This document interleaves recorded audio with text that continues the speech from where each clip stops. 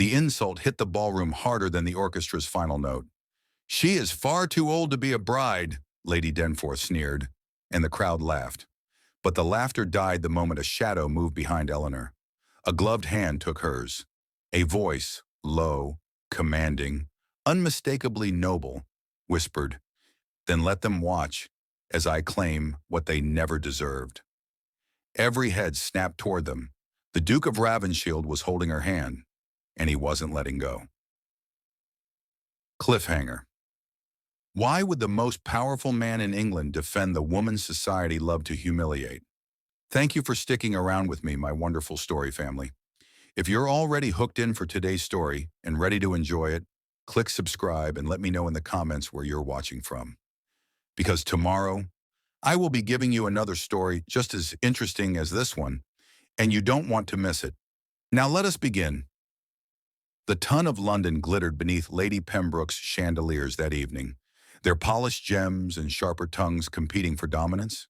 The grand ballroom shimmered like a gilded jewel box, crystal, gold, silk, and secrets interwoven into a single living tapestry. But none of that beauty softened the sting of the whispers that trailed Eleanor Whitmore. A woman of 37, mother of a son nearly grown, widow of 8 years, and therefore, in the eyes of society, a relic, an inconvenience, a flower they claimed had long since wilted. She stood near the marbled column just left of the orchestra, her gloved hands gently clasped before her posture dignified despite the tightening knot in her throat. The soft blue silk of her gown was chosen carefully, flattering but modest, elegant but unassuming. She had never wished to draw attention, and yet attention, cruel, hungry, merciless, always found her. "Observe her," Lady Denforth murmured from behind an ivory fan etched with mother of pearl.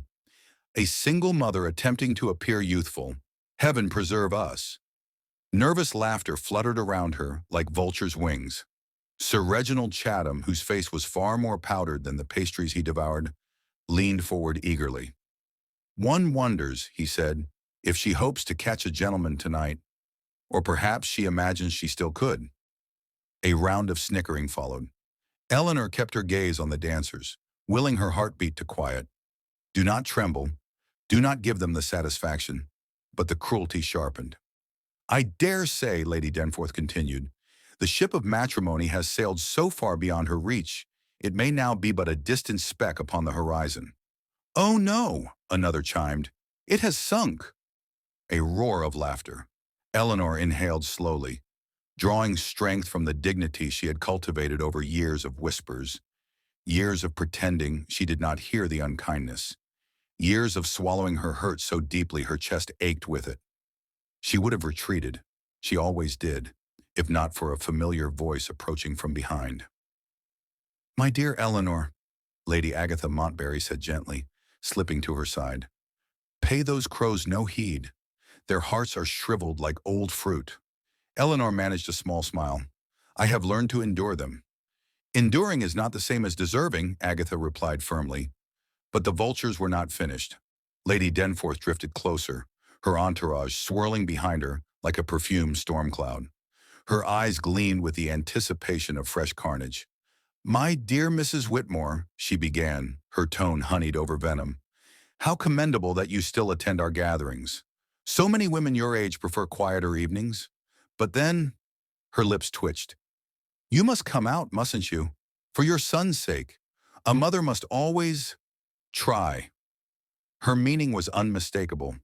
Many turned, many smirked. Agatha stiffened. "Lady Denforth, that is uncalled." But the older woman spoke over her. "One wonders, Mrs. Whitmore, whether you still imagine a suitor might overlook your circumstances." Her gaze slid deliberately down Eleanor's figure, as if age itself were a stain.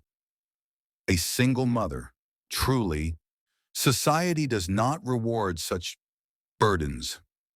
Eleanor's cheeks heated despite her composure. Her fingers tightened around her fan. She longed, just once, to have words sharp enough to defend herself. But she had always been gentle, and gentleness in the town was treated as weakness. A few paces away, someone whispered, far too loudly, She is simply too old to be a bride. That is the truth of it. The words hit like a stone. Agatha inhaled sharply. Monstrous. Absolutely monstrous. Eleanor. But Eleanor could not speak. Her throat closed. Her breath hitched. After all these years, after a lifetime of trying to stand tall against the judgment that never seemed to fade, this moment felt different, worse, final. She turned, intent on escaping the ballroom before tears betrayed her, but she barely managed a single step. Because something, a presence, shifted. A hush began at the far end of the hall. A ripple moved like wind through tall grass. Heads turned. Fans froze mid-wave. Conversation died mid-syllable. Eleanor felt the change before she understood it. A figure had appeared in the grand archway. Tall, broad-shouldered, clad in black, trimmed with subtle silver. A man whose reputation alone commanded silence. The Duke of Hawksmoor. Though he rarely attended such gatherings, his arrival tonight sent the ton into stunned whispers. Eleanor swallowed, confused by the intensity of his gaze, because he was looking directly at her. Not past her, not through her, at her, as though she were the only person in the glittering ballroom. Lady Denforth faltered, her smug smile slipping. "Why on earth?" she whispered. "Is he staring at her?" But Eleanor heard nothing else, for the Duke began walking, not toward Lady Pembroke, their hostess, not toward the cluster of titled men awaiting his greeting, but straight toward the cluster of women who had just humiliated her. Straight toward her, and every step he took reordered the room. Every breath held, every whisper died. Eleanor's heart hammered in her chest. Why is he coming this way? Why is he? She didn't finish the thought, because he stopped before her, towering yet gentle, powerful yet composed, his blue eyes holding a depth she could not decipher. Then, before she could retreat, before Lady Denforth could speak, before the ton could gasp, he reached out and took Eleanor's trembling hand in his, warm, steady, certain. Her breath caught. His voice was low, meant for her, yet loud enough for every cruel soul around them to hear. "You should not walk away," he murmured. "Not tonight." Eleanor stared at him, stunned. My lord?" He lifted her hand to his lips, and in a voice smooth as velvet and sharp as a blade, he said, "Let them speak if they must. I will silence them soon enough." Gasps exploded through the ballroom. Lady Denforth went pale. Agatha pressed a hand to her chest. Eleanor felt the world tilt beneath her, because when he straightened, his gaze still locked to hers, he whispered words she would never forget. Words that would change everything. "If they believe you are too old to be a bride, then allow me to prove them wrong." The ballroom erupted, and Eleanor could only whisper one trembling question. "Your Grace, why me?" The Duke only tightened his hold. "You will know soon," he said. "Tonight you stand with me." And he led her into the center of the room, as the ton watched in stunned, breathless silence. Eleanor tried to pull her hand from his, but the Duke's grip tightened, not painfully, just firmly enough to steady her trembling. "Your Grace, people are staring," she whispered. His eyes did not leave her face. "They stared before," he said softly, "but now they will learn why." Before she could protest, the orchestra, confused, startled, began to play again. The Duke guided her toward the center of the ballroom, each step echoing louder than the last. Gasps followed them like shadows. "She cannot possibly dance with him. A single mother? With the Duke? This is madness." But he heard them all, and he ignored them all. When they reached the center of the marble floor, the Duke stopped. He lifted her trembling hand to his lips, and the whispers died instantly. "Eleanor," he murmured for her ears alone, "if you want me to walk away, say it now." Her breath caught. "Say it. Say it and end this humiliation. Say it and fade back into the corners where no one looked at her. Say it and stop dreaming of things she didn't deserve." But when she looked up at him, really looked, something unexpected hit her. No pity, not an obligation. It was protection, and something deeper, something she couldn't name. Her lips parted, but no sound came out. The Duke smiled faintly, as though her silence told him everything. "Then dance with me," he whispered. His hand slid to her waist, warm, steady, shockingly gentle. And for the first time in years, Eleanor felt seen. The music swelled. The Duke moved with effortless grace, leading her through the waltz as if they had practiced 1,000 times. His hand guided her, supported her, made her feel safe. Eleanor had not danced since before her husband died. Her steps were rusty, uncertain, but he slowed his movements just enough for her to follow. "You're shaking," he murmured. It has been a long time." "Then let me carry the rhythm. Just trust me." Trust, a dangerous word for a woman who had been abandoned again and again. But in his arms, her fear loosened, bit by bit. The ballroom watched in stunned silence as the Duke of Ravenshield, England's most unattainable nobleman, danced only with her. Not once did his gaze stray from her eyes. Not once did he allow her to falter. When the final note faded, he didn't release her. Instead, he leaned close, his breath brushing her ear. "Now," he said, "they will think twice before speaking your name with disrespect." Her heart squeezed painfully. "Why?" she whispered. "Why defend someone like me?" His answer came with no hesitation. "Because you deserve far better than what they have given you. And because," he paused, eyes darkening, "I have my reasons for choosing tonight, and choosing you." Before she could ask what he meant, a sharp voice sliced through the crowd. "Your Grace, Lady Denforth," her face flushed with rage, pride, and something uglier. "You are making a spectacle of yourself," she hissed. "Surely you do not intend to entertain the entire town with this charity project." The crowd held its breath. The Duke turned slowly, his arm curling around Eleanor as if shielding her. "What I do," he said coldly, "requires no approval from those who mistake cruelty for status." Lady Denforth opened her mouth to retort, but he was not finished. "And if you insult her again, Lady Denforth," his voice dropped to a lethal whisper, "you will find yourself uninvited from every event hosted under my name for the next 5 years." The ballroom erupted with soft, scandalized murmurs. Lady Denforth paled. Eleanor stared at him, stunned, shaken, unable to speak. This man, this Duke, why would he go this far? As the crowd began buzzing again, a new voice reached them, gentle, cautious, but trembling with excitement. "Mama!" Her daughter, little Clara, had slipped through the guests, her small hand clutching the hem of her mother's gown, her wide eyes fixed on the towering Duke. Eleanor froze. The Duke looked down at the little girl and softened. He knelt, a Duke kneeling in the middle of a ballroom, and offered Clara a small, warm smile. "Hello, Clara," he said, as if they were old friends. "May I introduce myself properly?" Eleanor's heart nearly stopped. Clara shyly nodded. He bowed his head slightly. "I am Adrian, and it is an honor to meet the young lady who holds your mother's heart." Eleanor's breath hitched. The room went silent again, and in that silence one truth settled heavily in her chest. This was no act. The Duke had not chosen her for convenience or pity or spectacle. There was something deeper, something he still wasn't saying. But one thing was certain. Tonight, this story had only just begun. For a moment, the world stood still.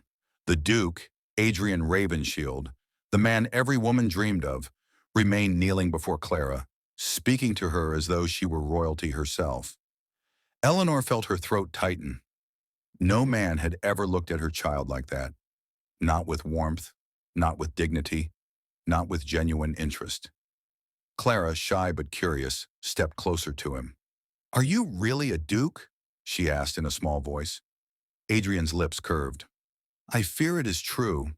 A tiring job, but I will do my best." Clara giggled, a soft musical sound rarely heard in grand halls like this. Eleanor watched them, heart aching.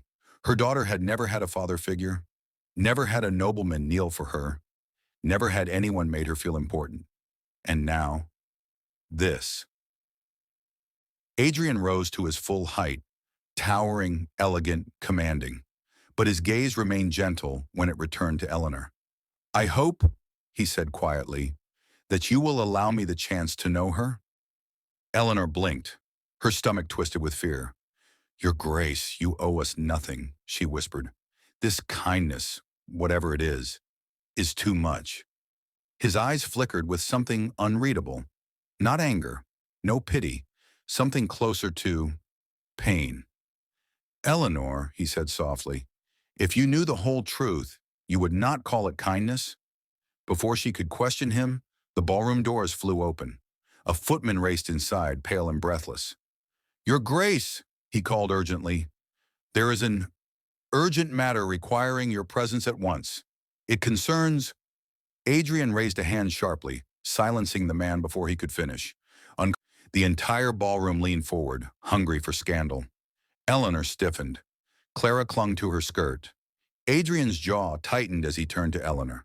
He reached for her hand again, not for show this time, but with unmistakable sincerity. "Do not leave," he murmured. "No matter what you hear, I will return for you." Her breath caught. Return? For her? But he didn't explain. He squeezed her hand once, then released it. His cloak swept dramatically as he followed the footman out of the ballroom, leaving a stunned silence in his wake. And that silence shattered instantly. Voices exploded around her. Urgent matter? What could that mean? Perhaps he finally realized how foolish he looked. He cannot possibly be serious about that woman. A single mother. Imagine the scandal. Eleanor felt the weight of 100 stares pressing down on her again. Shame tried to creep back into her bones. She reached for Clara's hand. "We should go," she whispered. But before she could take a step, someone blocked her path. "Leaving so soon?" Lady Denforth's voice was sharp as a blade. Her eyes glittered with cruelty now that the Duke was gone. "How fortunate for you," she sneered, "that he enjoys charity cases." Eleanor swallowed hard, pulling Clara protectively behind her. "I do not wish for trouble," she murmured. "Oh, trouble?" Lady Denforth gave a chilling smile. "My dear, you have already caused far more than that." She leaned in close. "Do you truly believe a duke, a man of Adrian's status, would ever tie himself to a used woman?" Her eyes dropped to Clara. "Or burden himself with someone else's child?" Eleanor felt the words like physical blows. Her vision blurred. Her hands trembled. But before she could respond, another voice spoke. Stern, crisp, unmistakable. "That is enough." Eleanor turned. A woman stood behind Lady Denforth, elegant, gray-haired, bearing the unmistakable air of nobility. Her gaze was icy and furious. Eleanor's heart lurched because she recognized that face. Everyone did. The whispers confirmed it instantly. The Duchess Dowager. The Duke's mother. Lady Ravenshield stepped closer, her eyes locked on Eleanor, not with disdain, but with a strange, piercing intensity. She turned her head slightly toward Lady Denforth. "If you utter one more word against this woman," she said quietly, "I will see that you never receive another invitation to any event within 50 miles of London." Lady Denforth gasped. Her face was drained of color. She curtsied stiffly and fled. Then, silence. Eleanor couldn't move. Clara clung to her hand. The Duchess Dowager studied Eleanor. Not with judgment, but with something else entirely. Something like relief, or recognition, or hope. She stepped forward slowly. "Eleanor," she said softly, as though trying not to startle her. "My dear, it is finally time we spoke." Eleanor blinked in confusion. "Spoke? But we have never met." A soft, heartbreaking smile touched the Duchess's lips. "Oh, child, you have no idea." She reached out, touching Eleanor's cheek with trembling fingers. "I have been searching for you for a very long time." Eleanor's breath stopped. Clara froze. The ballroom vanished around her, because nothing could prepare her for what the Duchess whispered next. "You are the woman my son has been waiting for, since the day fate took everything from him." For a moment, the world stood still. The Duke, Adrian Ravenshield, the man every woman dreamed of, remained kneeling before Clara, speaking to her as though she were royalty herself.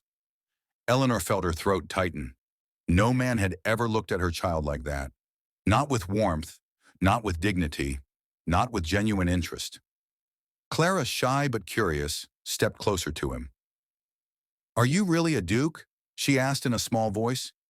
Adrian's lips curved. "I fear it is true. A tiring job, but I will do my best." Clara giggled, a soft, musical sound rarely heard in grand halls like this. Eleanor watched them, heart aching. Her daughter had never had a father figure, never had a nobleman kneel for her, never had anyone made her feel important. And now, this. Adrian rose to his full height, towering, elegant, commanding. But his gaze remained gentle when it returned to Eleanor. "I hope," he said quietly, "that you will allow me the chance to know her." Eleanor blinked, her stomach twisted with fear. "Your Grace, you owe us nothing," she whispered. "This kindness, whatever it is too much." His eyes flickered with something unreadable. Not anger, no pity, something closer to pain. "Eleanor," he said softly, "if you knew the whole truth, you would not call it kindness." Before she could question him, the ballroom doors flew open. A footman raced inside, pale and breathless. "Your Grace," he called urgently, "there is an urgent matter requiring your presence at once. It concerns—" Adrian raised a hand sharply, silencing the man before he could finish. The entire ballroom leaned forward, hungry for scandal. Eleanor stiffened. Clara clung to her skirt. Adrian's jaw tightened as he turned to Eleanor. He reached for her hand again, not for show this time, but with unmistakable sincerity. "Do not leave," he murmured. "No matter what you hear, I will return for you." Her breath caught. Return for her? But he didn't explain. He squeezed her hand once, then released it. His cloak swept dramatically as he followed the footman out of the ballroom, leaving a stunned silence in his wake. And that silence shattered instantly. Voices exploded around her. Urgent matter? What could that mean? Perhaps he finally realized how foolish he looked. He cannot possibly be serious about that woman. A single mother. Imagine the scandal. Eleanor felt the weight of 100 stares pressing down on her again. Shame tried to creep back into her bones. She reached for Clara's hand. "We should go," she whispered, but before she could take a step, someone blocked her path. "Leaving so soon?" Lady Denforth's voice was sharp as a blade. Her eyes glittered with cruelty now that the Duke was gone. "How fortunate for you," she sneered, "that he enjoys charity cases." Eleanor swallowed hard, pulling Clara protectively behind her. "I do not wish for trouble," she murmured. "Oh, trouble?" Lady Denforth gave a chilling smile. "My dear, you have already caused far more than that." She leaned in close. "Do you truly believe a duke, a man of Adrian's status, would ever tie himself to a used woman?" Her eyes dropped to Clara. "Or burden himself with someone else's child?" Eleanor felt the words like physical blows. Her vision blurred. Her hands trembled. But before she could respond, another voice spoke. Stern, crisp, unmistakable. "That is enough." Eleanor turned. A woman stood behind Lady Denforth, elegant, gray-haired, bearing the unmistakable air of nobility. Her gaze was icy and furious. Eleanor's heart lurched, because she recognized that face. Everyone did. The whispers confirmed it instantly. The Duchess Dowager. The Duke's mother. Lady Ravenshield stepped closer, her eyes locked on Eleanor. Not with disdain, but with a strange, piercing intensity. She turned her head slightly toward Lady Denforth. "If you utter one more word against this woman," she said quietly, "I will see that you never receive another invitation to any event within 50 miles of London." Lady Denforth gasped. Her face was drained of color. She curtsied stiffly and fled. Then, silence. Eleanor couldn't move. Clara clung to her hand. The Duchess Dowager studied Eleanor. Not with judgment, but with something else entirely. Something like relief, or recognition, or hope. She stepped forward slowly. Eleanor, she said softly, as though trying not to startle her. My dear, it is finally time we spoke. Eleanor blinked in confusion. Spoke? But we have never met. A soft, heartbreaking smile touched the Duchess's lips. Oh, child, you have no idea. She reached out, touching Eleanor's cheek with trembling fingers. I have been searching for you for a very long time. Eleanor's breath stopped. Clara froze. The ballroom vanished around her. Because nothing, could prepare her for what the Duchess whispered next. You are the woman my son has been waiting for, since the day fate took everything from him. The ballroom felt smaller now, the crystal chandeliers mere witnesses to Eleanor's pounding heart. Adrian had returned, slipping beside her as if no time had passed. His presence was a shield, but also a spark. Are you all right? He asked softly, his fingers brushing hers as he guided her toward a quieter corner. I think so, Eleanor whispered, still shaken by the Duchess's sudden appearance. Adrian's blue eyes searched hers. Do not doubt yourself. Not tonight. Not ever. She wanted to believe him. She wanted to feel safe in a world that had spent years reminding her she didn't belong. A murmur ran through the room. Lady Denforth's gaze found them again, sharp and calculating. But the Duchess's glare cut through it like ice. Your Grace, Eleanor said, voice barely audible. Why defend me so?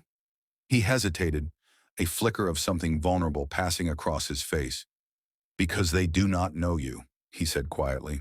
Not your courage, not your heart, not your worth. And because, he added, a shadow of a smile playing on his lips, I've spent too long watching people waste what they cannot have. Her cheeks flushed at the intensity of his words. Then the orchestra began a soft melody, a slow waltz. Adrian extended his hand, and without thinking, Eleanor placed hers in it. The moment their hands met, the world narrowed to just the two of them. The whispered judgments, the cruel laughter, the prying eyes, all faded into the distance. Trust me, he murmured, leading her into the dance. With every turn, every step, Eleanor felt herself letting go of the fear that had bound her for years. The thrill of being seen, truly seen, and protected by this man, the impossible Duke, made her heart ache. Yet in the back of her mind, a question gnawed. Why now? Why me? Adrian's hand tightened on hers as if sensing her doubt. You will know soon, he said just above a whisper. And as they twirled, Eleanor felt the first flicker of hope. A hope that perhaps, after all these years of loneliness and whispers, her story was finally changing. The waltz ended, but Eleanor's heart continued to spin. She could feel Adrian's gaze on her, intense and unreadable, as if he were measuring not her appearance, but her soul. Before she could catch her breath, the Duchess Dowager approached, her silver hair gleaming under the chandeliers. She leaned close, her voice quiet yet commanding. Eleanor, there is something you must know, something that will change everything. Eleanor stiffened. What do you mean? The Duchess hesitated, glancing at Adrian before speaking. It concerns your late husband, and a promise he made long before your son was born. Her pulse quickened.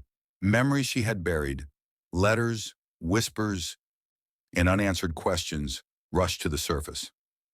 He was not the man you thought he was, the Duchess continued, and the man he truly was, knew of someone who would protect you when he could not. Eleanor's eyes widened. Protect me? What are you saying? The Duchess's gaze softened. The Duke, Adrian, he has watched over you. He has ensured your safety, even from afar. The reason he steps into your life now, it is no coincidence. He has been waiting for the right moment. Eleanor's hands trembled. Waiting?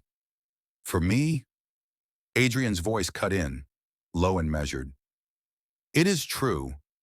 I have known more than you suspect. I have known the weight of your years of struggle, and I have chosen you. Not for pity, not for society, but because you are remarkable, because you are worthy of more than what the world has offered. Shock, disbelief, and a flood of emotion overwhelmed Eleanor. For the first time in years, tears blurred her vision, not of sorrow, but of the impossible hope rising within her. You? You mean all this? She whispered, barely daring to believe. I do, Adrian said, his hand reaching for hers once more. And I will prove it every day if you allow me. Eleanor's chest tightened. The ballroom around them faded into insignificance.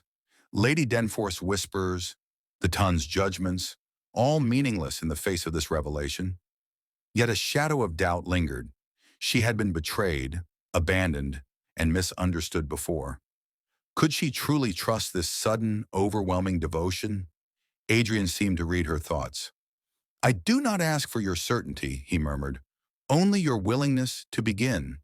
And in that moment, Eleanor realized the life she had imagined was gone, but perhaps the life she had always hoped for was only just beginning.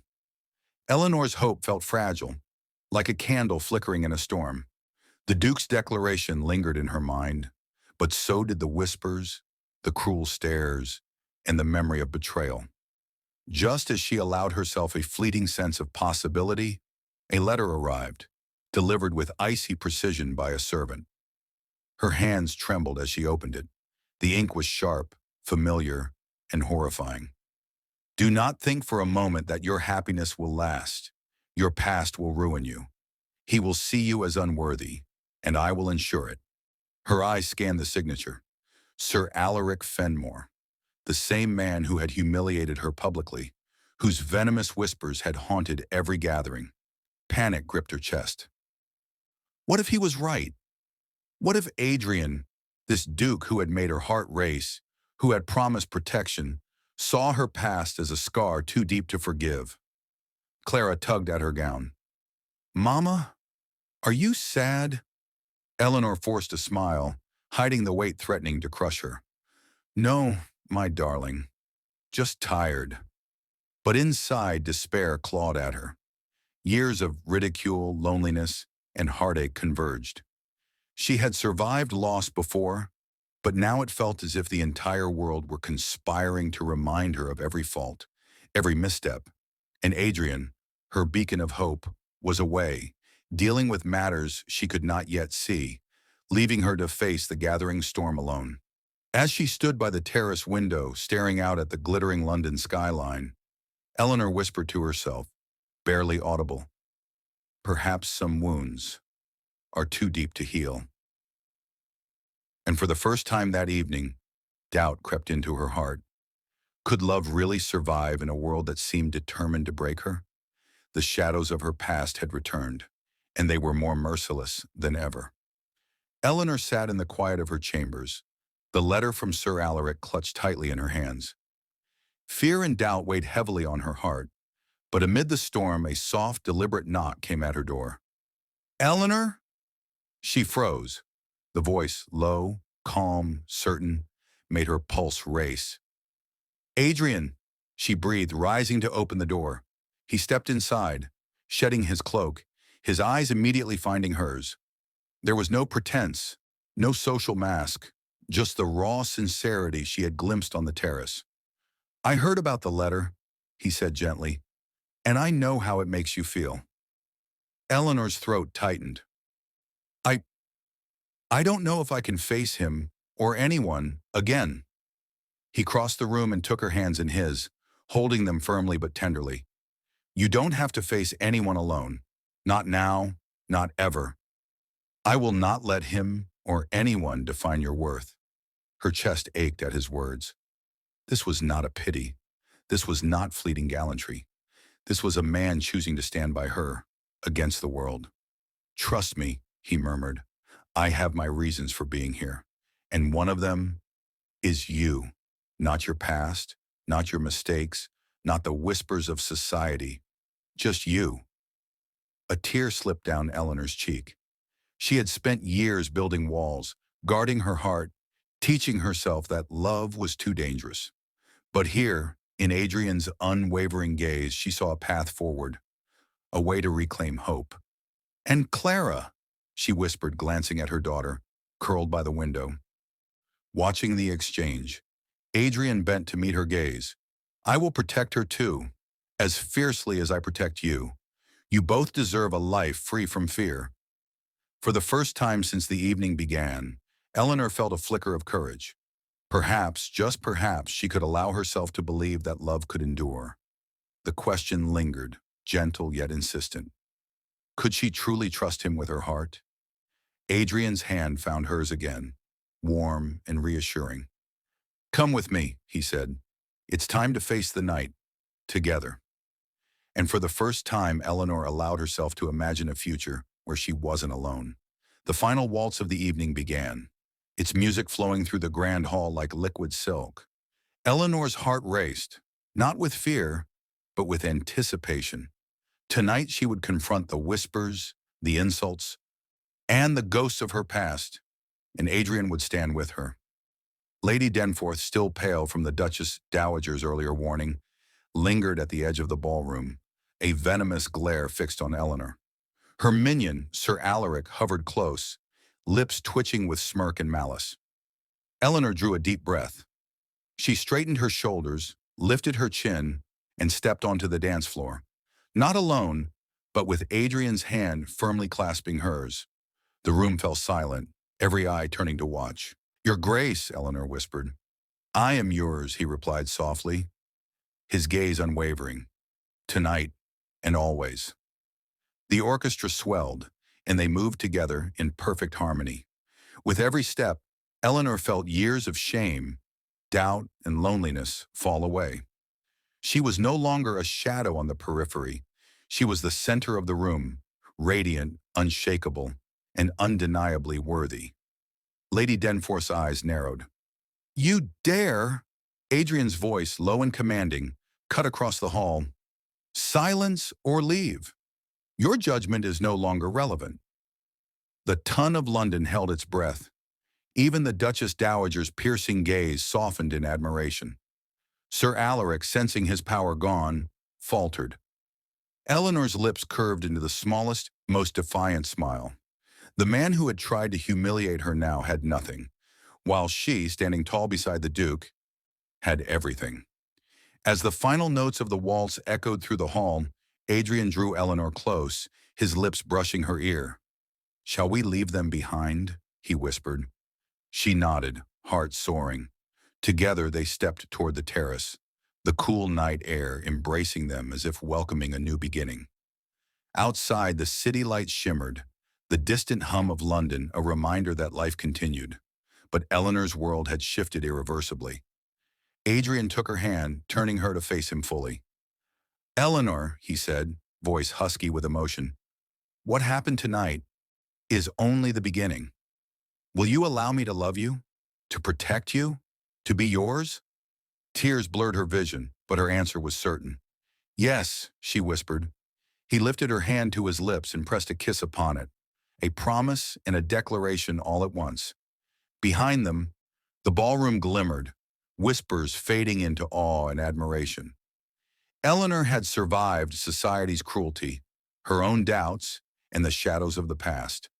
And now at last she had her victory, dignity restored, love found, and a future brighter than she had ever dared imagine. The Duke's arm found hers, Clara beside them, and together they walked into the night. A new chapter had begun, a chapter written not by society, but by courage, heart, and undeniable love. Weeks passed since that unforgettable evening at Lady Pembroke's ball. Eleanor had returned to her quiet home, but the walls no longer felt confining.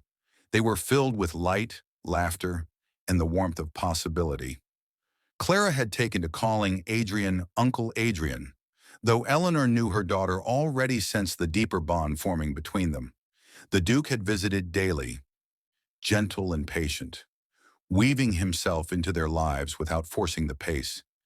Every shared smile, every tender word, built a foundation of trust and love. Society's whispers persisted, but Eleanor had learned to let them pass like wind over still water. The Duchess Dowager remained a steady ally, her wisdom guiding Eleanor through tricky encounters with elegance and poise. And Lady Denforth? Her influence had waned, her cruelty rendered powerless against Eleanor's newfound strength. One crisp morning, Adrian arrived with a small bouquet of wildflowers, hand-picked from the garden he had secretly cultivated for Eleanor and Clara. "Good morning, my lady," he said, bowing lightly, but his eyes betrayed the quiet joy he felt. "Good morning," Eleanor replied, smiling. Her heart swelled, realizing how far she had come. From the woman who once feared judgment at every turn, she had become a mother, a woman, and now the object of a love she had never dared hope for. Adrian extended his hand, and she placed hers within it. "May I have this dance?" he asked, his voice playful yet sincere. "In the middle of the garden?"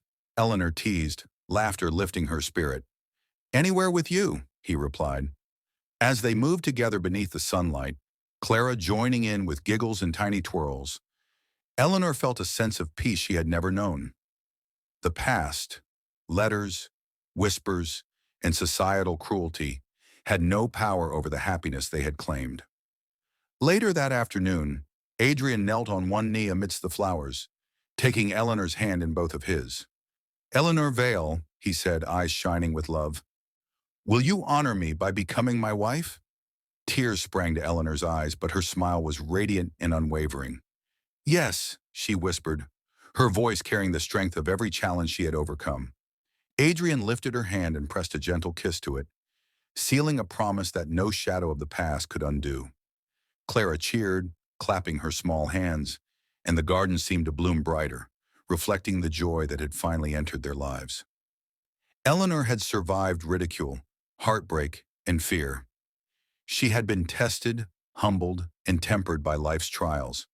And now, with love, family, and dignity restored, she knew this was only the beginning of a future she could finally embrace fully. Her gaze met Adrian's, and she felt it, the certainty that together they could face anything. For Eleanor, the whispers of the past had been silenced forever, replaced by the laughter, love, and promise of tomorrow.